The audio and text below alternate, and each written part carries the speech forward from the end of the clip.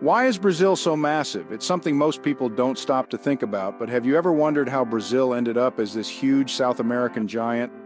Originally, when European settlers arrived, Brazil was supposed to be just a tiny sliver of land. So, what happened? How did it grow into one of the largest countries in the world?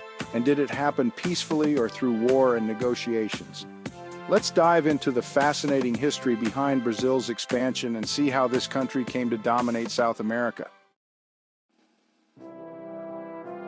The Treaty of Tordesillas, a line that changed the world. The story begins back in 1494 with the Treaty of Tordesillas. After Christopher Columbus returned from his voyage to the New World, Spain and Portugal were suddenly in a race to claim as much land as they could. Rather than go to war, they turned to the Pope, who divided the newly discovered lands between them by drawing an imaginary line down the middle of the Atlantic Ocean. Spain got everything west of the line, which included most of the Americas, and Portugal got everything east, which was basically just a small stretch of Brazil's coastline. At this point, Brazil wasn't the Brazil we know today.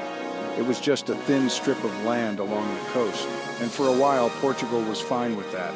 They had enough to worry about back in Europe and Africa, so they left most of the interior unexplored, but that wasn't going to last long.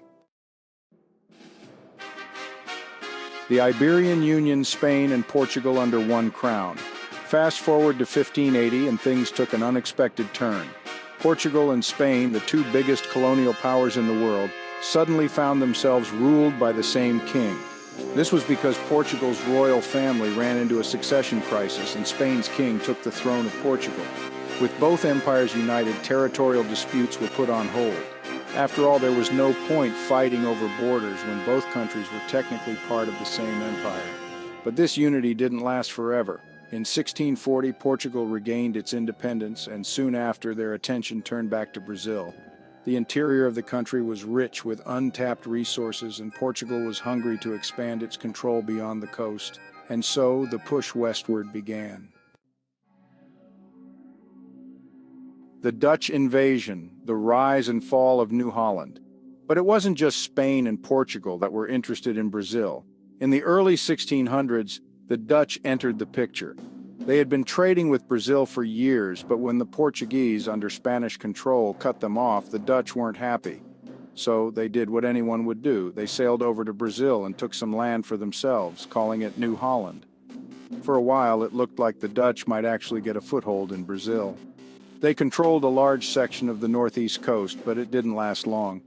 Once Portugal regained its independence from Spain, they quickly moved to take back Brazil from the Dutch. By the mid-1600s, New Holland was history, and Portugal once again controlled all of Brazil's eastern coastline. The Gold Rush and westward expansion. Portugal wasn't content with just the coast anymore. By the late 17th and early 18th centuries, the Portuguese started pushing west into the interior of Brazil, driven by rumors of gold and the desire to find more slaves. This expansion wasn't exactly peaceful. The Portuguese came into conflict with indigenous people, and of course, Spain wasn't thrilled about Portugal expanding into what was supposed to be their territory. To avoid open conflict, Spain and Portugal sat down in 1750 and renegotiated their earlier treaties. The result? Portugal was allowed to take control of a massive chunk of land in the west, including the Amazon rainforest. In exchange, they had to give up some land in the south. While this might seem like a bad deal for Spain, the land Portugal gained was mostly rainforest, which Spain didn't value much at the time. Plus, Spain was more concerned about smuggling routes in the south than they were about the Amazon. Napoleon and the creation of Uruguay. As we move into the 19th century, things got messy for both Spain and Portugal. The Napoleonic Wars hit Europe hard, and Portugal's royal family fled to Brazil to escape the chaos. Meanwhile, Spain's grip on its colonies started to weaken, and parts of South America began breaking away to form independent republics. One of those areas was the land that is now Uruguay. At the time, it was part of a region claimed by both Spain and Portugal. When the monarchy in Spain collapsed, Portugal used it as an excuse to invade and take control of the area. By 1817, Brazil, which was now under Portuguese rule, controlled all of modern-day Uruguay. But this wasn't going to last long. By the 1820s, Brazil had declared its own independence from Portugal, and the British, who were keen to maintain peace in the region, stepped in. They didn't want a war between Brazil and the newly independent Argentina over Uruguay. So in 1828, it was decided that Uruguay would become an independent state and Brazil would formalize its southern border. The final border dispute, Brazil versus France. By the late 19th century, most of Brazil's borders were settled, but there was one last issue, the land in the north near French Guiana. Both Brazil and France claimed this territory, but neither side did much to enforce their claim until 1895, when French troops moved in. Brazil quickly repelled them, and rather than go to war, both countries agreed to take the issue to international arbitration. The result? The arbitrators sided with Brazil, and the land was added to Brazil's northern borders.